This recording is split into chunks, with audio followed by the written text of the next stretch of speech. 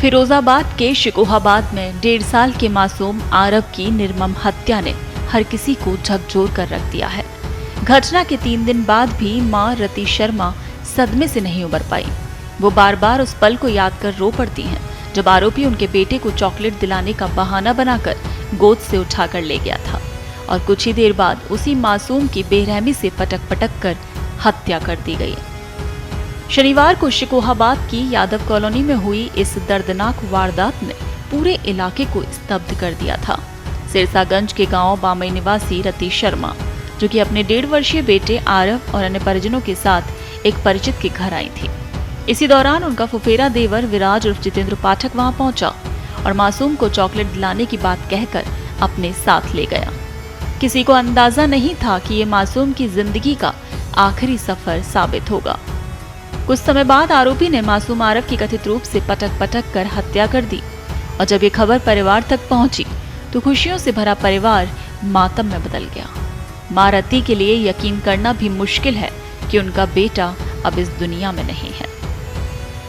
मंगलवार को मीडिया से बातचीत करते हुए रति शर्मा की आंखों से लगातार आंसू बहते रहे। उन्होंने कहा कि जिस तरह उनके बेटे की जान ली गई, उसी तरह हत्यारे को भी उसके अपराध की सख्त सजा मिलनी चाहिए। बेटे को खोने का दर्द वही समझ सकता है जिसने अपना बच्चा खोया हो।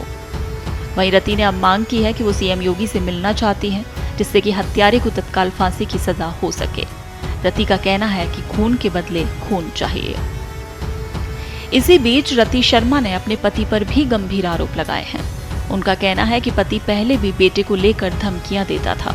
उन्होंने दावा किया कि पति अक्सर कहता था यदि बेटा उसके पास नहीं रहा तो उसे मरवा देगा। इन आरोपों के बाद अब पुलिस ने भी इस मामले को और गंभीरता से लेते हुए आरव के पिता सुमित को बयान दर्ज कराने के लिए बुलाया है। घटना के बाद पुलिस ने आरोपी विराज को 6 घंटे के भीतर मुठभेड़ के बाद गिरफ्तार कर लिया था। उसके दोनों पैरों में गोली लगी थी और एक पैर की हड्डी भी टूट गई थी और इलाज के बाद उसे न्यायिक हिरासत में भेज दिया गया। जेल पहुंचने के बाद आरोपी की पहली रात बेचैनी में गुजरी। जेल सूत्रों के अनुसार उसने रात का खाना नहीं खाया और सुबह भी केवल एक रोटी खाई। बताया जा रहा है कि अब उसे अपने किए पर पछतावा हो रहा है। वो बार बार यही कह रहा है कि उससे बहुत बड़ी गलती हो गई और उसे मासूम बच्चे की जान नहीं लेनी चाहिए थी। लेकिन एक मां के लिए अब किसी पछतावे का कोई मतलब नहीं। उसके जीवन का सबसे अनमोल हिस्सा उससे हमेशा के लिए छिन चुका है। घर में गूंजने वाली मासूम किलकारियां अब सिर्फ याद बनकर रह गई हैं। आरव की मां आज भी उसी सवाल के साथ जी रही है कि आखिर उसके मासूम बेटे का कसूर क्या था। बात देखो, मेरा बच्चा 1.5 साल का है। मेरे ससुराल वाले रखते नहीं है, बहुत मारा मुझे, बांध के मारा। बहुत बीमार थे हम। मेरी मम्मी हमें ले आई, हमने फोन किया, चुपचाप ले आई। फिर उनके बुआ का लड़का मेरे पास फोन करता रहा। हम रिश्ता देखते रहे, मेरा देवर है, उस तरीके से हम बात करते रहे। फिर बोला हम मिलने आ रहे हो। वो आया, उनसे बोला शादी कर लो। हमने कहा नहीं, मेरे पास एक बच्चा है ना। तो यहाँ पे मिलने आया। बाबू से बोला बाबू चलो टॉफी खाने चल रहे हैं। मैंने बाबू से किया, मैंने कहा अपना ही तो बहुत ही तो ले जा रहा है। मौसी ने बोला छोटे से बच्चे से कि तुम चले जाओ साथ में, तो बोला कि वो इधर ही तो गए हैं भैया। मैंने इसको भी नहीं भेजा, मैंने जा रहा है जाने दो।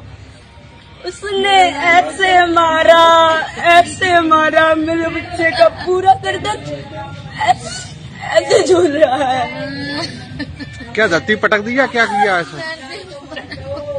कहाँ पर पटका, किस जगह पर? मुझे खुद नहीं पता। क्या नाम है उनका जिनने पटका है? विराज और जितेंद्र पाठक। ये कौन है आपके? मेरी बुआ सास का लड़का। उन्होंने हत्या की है बच्चे की? हाँ। आप उनके यहाँ आई थी? नहीं, हम अपनी मौसी के यहाँ आए थे, वो यहाँ पे ही आया था। देश दुनिया की ताज़ा खबरें और वीडियोस के लिए अभी डाउनलोड करें पत्रिका ऐप।